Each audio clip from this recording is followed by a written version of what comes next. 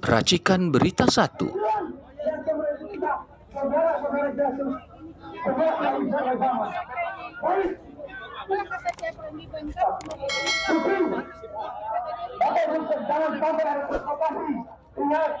Kedatangan kita pada kesempatan yang terbaik ini merupakan aksi. Assalamualaikum warahmatullahi wabarakatuh. Ya, terima kasih. Assalamualaikum warahmatullahi wabarakatuh. Saya kira dalam kondisi politik yang semakin rusak, demokrasi yang dibajak oleh rezim ini akhir-akhir ini, termasuk hasil pemilu yang syarat dengan kecurangan, maka sikap kita harus tegas. Pertama, kita tidak percaya dengan KPU dan pemerintah yang mendukung KPU dan tim ses yang mendukung paslon nomor 2 dalam penyelenggaraan pemilu 2024 ini.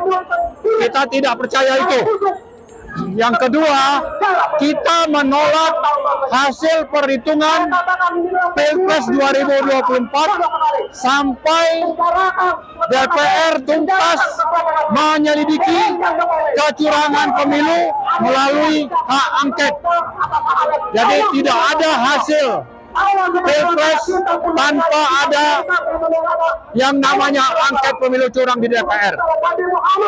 Yang ketiga, kita ingatkan partai-partai pengusung 01 dan 03 untuk benar-benar serius mendengar aspirasi rakyat agar angket pemilu curang itu segera terlaksana.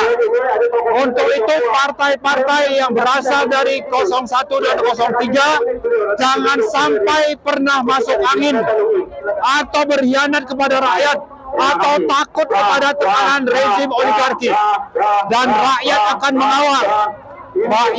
mengawal mereka agar hak angket pemilu curang itu benar-benar bisa terlaksana di parlemen. Yang keempat, kita ingatkan Prabowo Gibran tidak pernah merayakan kemenangan sampai yang namanya angket pemilu curang itu tuntas terlaksana dan menghasilkan sesuatu yang memang menjadi aspirasi rakyat. Yang kelima, petisi 100. Kami dari petisi 100 tetap konsisten menuntut agar pemakzulan Joko Widodo itu bisa terlaksana, karena memang sudah sangat nyata melanggar sekian ketentuan yang ada di dalam konstitusi Undang-Undang Dasar 1945.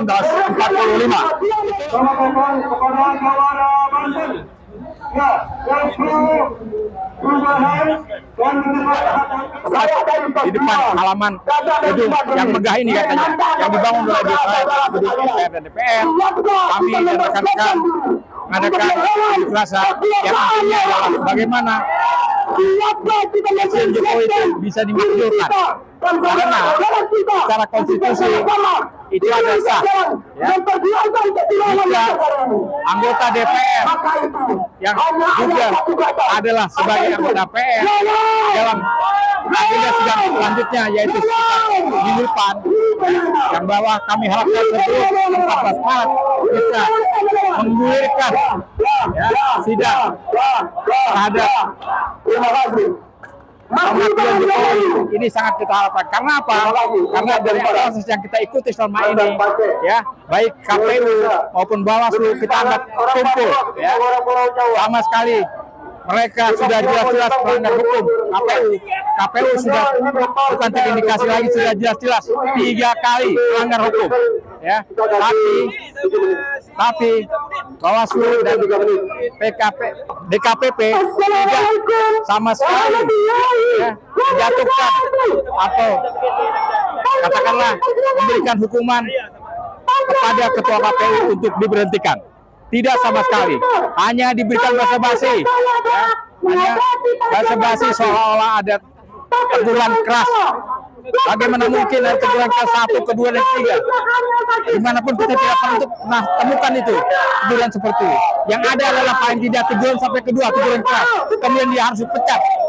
Sementara itu faktanya adalah Ketua KPU Sulawesi ketiga tidak pernah dipecat, dan sampai saat ini pelanggaran tentang pemilu dan proses pemilu dan hasil pemilu jelas-jelas itu menunjukkan kecurangan yang dimotori oleh ketua KPU salah satunya itu.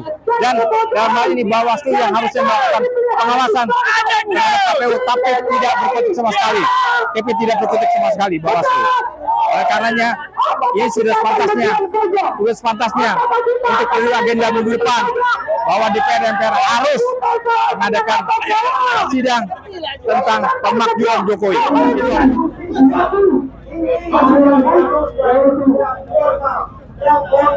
Saya bukan lagi relawan lagi sekarang. Kita adalah relawan perjuangan menghasilkan pembohong dan orang culas dari negeri ini. Jadi seluruh rakyat bersatu, jangan hanya Anies yang merasa dibohongi dan merasakan keculasan oleh rezim Jokowi. Saya harap bersatu untuk segera melengsarkan beliau, karena sumber dari segala masalah bangsa adalah gaya dan sifat kepemimpinan Jokowi yang saya selesaikan dasarnya adalah bohong, culas, tidak punya malu, dan merasa bebas berbuat apa saja di negeri ini. Ini sangat berbahaya karena itu adalah sifat utama otoriter. Itu sifat utama otoriter adalah seperti itu, dan ini harus disadari oleh seluruh rakyat Indonesia. Jadi ini bukan lagi perjuangan Anies Mohaimin, bukan lagi perjuangan Mahfud MD, Ganjar Mahfud MD, tapi perjuangan rakyat untuk menyingkirkan rezim yang menghancurkan bangsanya. Itu saya pikir. Tapi Abang setuju dengan adanya hak angket adalah hak untuk membuka semua kecurangan yang selama ini dilakukan. Jadi bukan hanya kecurangan pilpres saja, tapi saatnya membuka semua kecurangan rezim Jokowi, kebohongan yang dilakukan selama ini supaya dibuka semua agar rakyat paham bahwa memang hampir 10 tahun ini kita semakin susah karena dipimpin oleh pemimpin yang betul-betul tidak cocok dengan untuk memimpin negeri ini. Karena ya saya katakan tadi, kita semua tertipu saat itu, kita banyak sekali orang tertipu atas kebohongan mobil SMK yang menjadi dasar seakan-akan orang ini orang baik, dan tiap hari dia melakukan kebohongan terus. Bang, kekhawatiran dari masyarakat ini, mereka agak ragu dengan anggota DPR yang akan melakukan angket ini. Menurut pendapat Abang, apa yang mereka lakukan agar mereka masyarakat tidak merasa ragu? Keraguan saya juga sama, tapi tidak lebih keraguan orang pada saat 98 dulu semua orang ragu bahwa DPR MPR tidak akan bisa menjatuhkan Pak Harto. Saya dulu anggota DPR MPR saat itu, dan saya keluar dari gedung ini, saya hanya melihat mungkin hanya 3.000-5.000 mahasiswa. Bedanya Pak Harto punya hati nurani untuk menyelamatkan bangsanya sehingga dia memilih mundur. Saya nggak melihat Jokowi punya hati nurani untuk menyelamatkan bangsanya. Saya nggak melihat itu. Akhirnya menurut saya tekanan pemaksaan harus lebih tinggi dari 98. Kalau 98 5.000-3.000 mahasiswa ada di dalam gedung DPR, mungkin membutuhkan 50.000 rakyat untuk gedung DPR agar anggota DPR menyadari bahwa mereka memang jalan yang salah apabila kecurangan hukum. Ya saya melihat ya tidak ada yang lain kecuali kita pasrah saja, walaupun di hati saya sangat sedih bahwa rakyat sekarang anti beras, baru saja disogok oleh bansos politik, tapi sekarang antri beras demi kemiskinan. Tapi masalahnya rakyat kita sebagian adalah disogok oleh rezim, langsung ingin melanjutkan rezim tersebut. Ini ada dua agenda kita, menyadarkan rakyat dan mendesak pemimpin.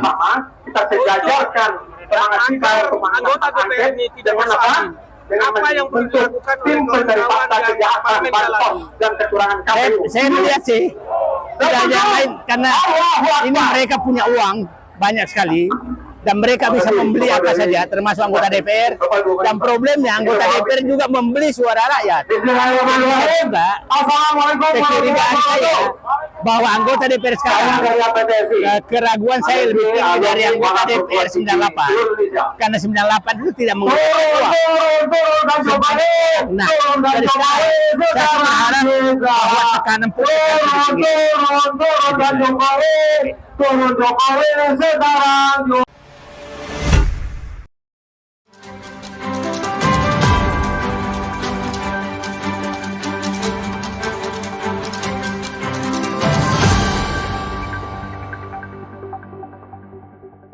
Racikan Berita 1.